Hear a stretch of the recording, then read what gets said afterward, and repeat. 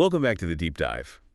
We're jumping straight back into the earthly and psychological layers of our Jyotish source texts today. Right into the deep end. Yeah, exactly. It- No basic overviews, no recaps. We're just settling right back into our corner here at Cafe Karma International. It really is the perfect space for this. It's so quiet. Right. Just the old wood paneling and these giant walls of esoteric books. I've got my chamomile tea, and you've got My Meilans. the classic Viennese coffee, right? Exactly. Keeps the mind sharp for this kind of heavy psychological mapping. Well, we need it. Because our mission today, for you listening, is to completely unpack how these 27 lunar mansions or nakshatras decode our emotional wiring. And to really grasp the earthly level of this, we have to remember the structural baseline from the texts. This entire framework is moon-centric. Right, because the sun represents the immortal soul, but the moon is the mind. Yes. The sun has its own intrinsic self-sustaining light. But the moon has no light of its own. It's just a barren reflector. So the mind's baseline state is basically inherent insecurity. That is the exact structural feature, because the mind only reflects light. It knows it isn't permanent, so it constantly tries to aggrandize itself to mimic the soul's immortality. It's compensating. Always. Mm. It creates the ego as a defense mechanism. It's an illusion, or, as we say in Austria, a schmeh. A schmeh, like Right. a trick or a hustle. Exactly. The ego schmeh is convincing us that our localized temporary identity is somehow going to live forever. It drives this relentless panic for external validation. Stripped of the mysticism that is just a profound behavioral map. Which brings us to our first specific archetype in the texts, Krittika, the third nakshatra. Ruled by the element of fire in the sun, symbolized by a knife or scissors. The texts say people with their moon placed in this 13-degree window have a cutting nature, which honestly sounds like a highly toxic, vindictive personality trait. And on the surface, it really does. But the psychology here is actually about protection and pristine purity. The ruling deity is Agni, the fire god. So it's about purification. Right. They aren't cutting you out of malice. They are fundamentally sacrificial. They use that blade to sever ties and eliminate impediments for the people they care about. I was trying to think of an everyday analogy for this. It's like pruning a rose bush. That's a great way to look at it. You had to take these sharp shears and aggressively cut off the dead branches. Yeah. It looks violent to the plant, but it's the only way the whole thing survives and blooms. Precisely.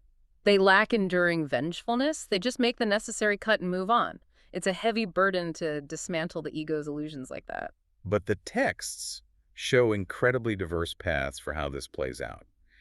If we move down the zodiac to our second case study, we hit Vishaka, the star of purpose. Or the triumphal archway. This one is intense. The sources describe it almost like a Rocky Balboa life path, structure achieved through profound, crushing struggle. Yes, because it's governed by a dimorphic pair of deities. Indra, the king of the gods, and Agni, the god of fire. The ultimate conqueror combined with the ultimate consumer. And they both drink soma, the nectar of the gods. Which the text literally compare to a Red Bull effect. It creates this hyperactive, zombie-like obsession with a target. Because the synthesis of dominion and fire creates an inherently unquenchable state.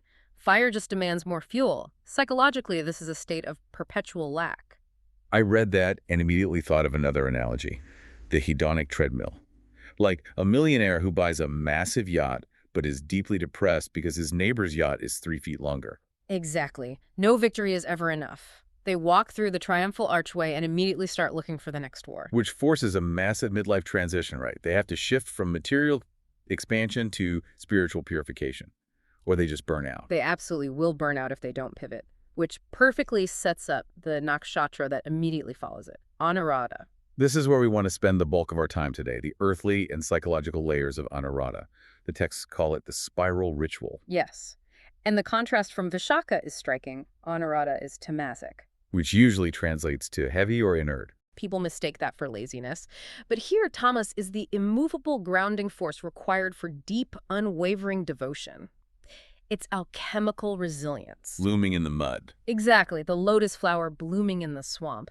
But to really understand how they operate on an earthly level, we have to look at the sublayers, the padas. The 4 quarters of the nakshatra. Right. The first pada of Anuradha falls in Leo. This brings in the sun's frequency. It manifests as ambition and a very strategic leadership style, Okay, then the second pada moves into Virgo. which is Mercury. This is where you see the brilliant networking and business management skills. They are highly disciplined organizers. And the third pada is Libra. Venus. It softens the energy, brings in aesthetics, arts, and diplomacy. They have this incredible strategic loyalty in their relationships. But then we hit the fourth pada, and the texts get very intense here. Because the fourth pada crosses into Scorpio, ruled by Mars. This is the realm of the mystic researcher and the deep healer.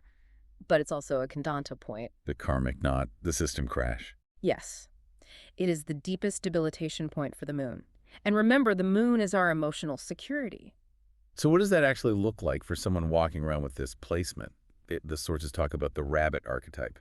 It's a fascinating psychological manifestation. Imagine a rabbit. It is born with its eyes wide open. Right. Prey animals have to be alert instantly. Exactly. So the Anuradha native in this debilitated state is born hyper-alert to the dangers of the world. Their mind never shuts off. It sounds exhausting. It leads to severe anxiety and chronic insomnia.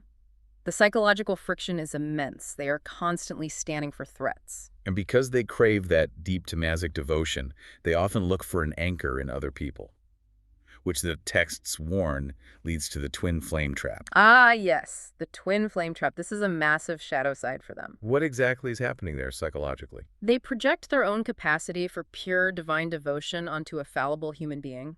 They find someone and convince themselves this is their ultimate cosmic counterpart. And when that person inevitably acts like a normal, flawed human, The illusion shatters. Gate bit to. You cannot expect a regular person to hold the weight of your spiritual salvation. but they try to force it right. They do. It leads to incredibly toxic attachments, jealousy, and a complete loss of their own center. They give their power away to the trap. So how do they navigate that?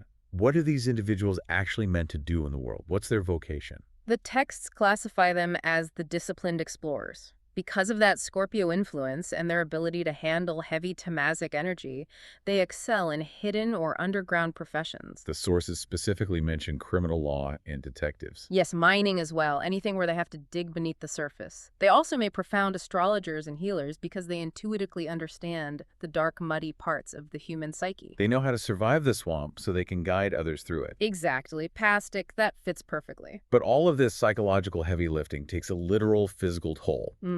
Which brings us to the medical astrology portion of the texts. The mind-body connection here is incredibly specific. It is. The ancient framework doesn't separate the mind from the body. The planetary anatomy treats the body as a cosmic dashboard. We saw that with Vishaka, right? That unquenchable internal fire literally burns the physical hardware. Right, it manifests as heat in the arms, the breasts, and severe stomach ailments like ulcers. The ambition eats the stomach lining. So what happens to the Anuradha native? They're carrying all this heavy Tamazic devotion and that hyper-alert rabbit anxiety. Where does that land in the body? It directly attacks the foundational core. The texts point to deep vulnerabilities in the stomach, the bowels, and the womb. That makes sense. That's where we physically hold our deepest anxieties, our gut feeling. Exactly. And because of the rabbit archetype, their nervous system is highly sensitive and easily overloaded. There was one highly specific detail in the text that really stood out to me. It said they possess a specific inability to bear hunger or thirst. Yes. For many people, fasting or skipping a meal is just slightly uncomfortable.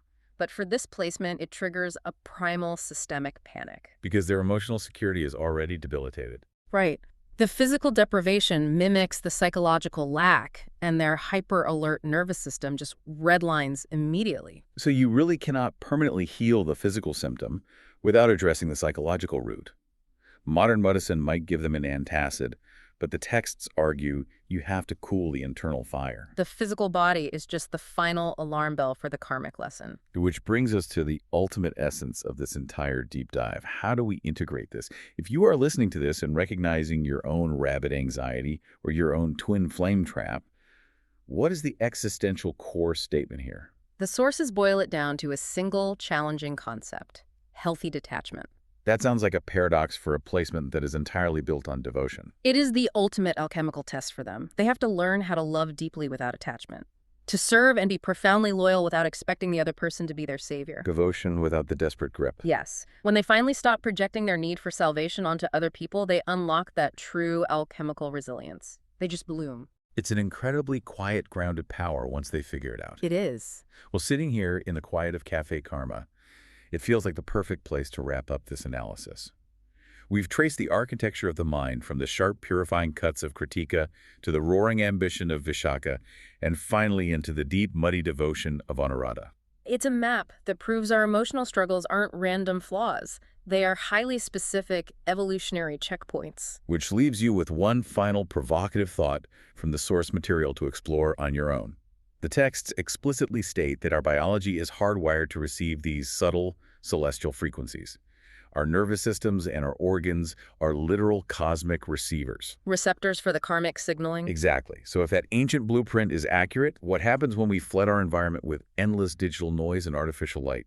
Are our glowing screens and constant notifications actively jamming our karmic frequencies? Short-circuiting the very mechanisms meant to guide us. It's something to seriously consider the next time you find yourself staring into your phone late at night, feeling that rabid anxiety creeping in.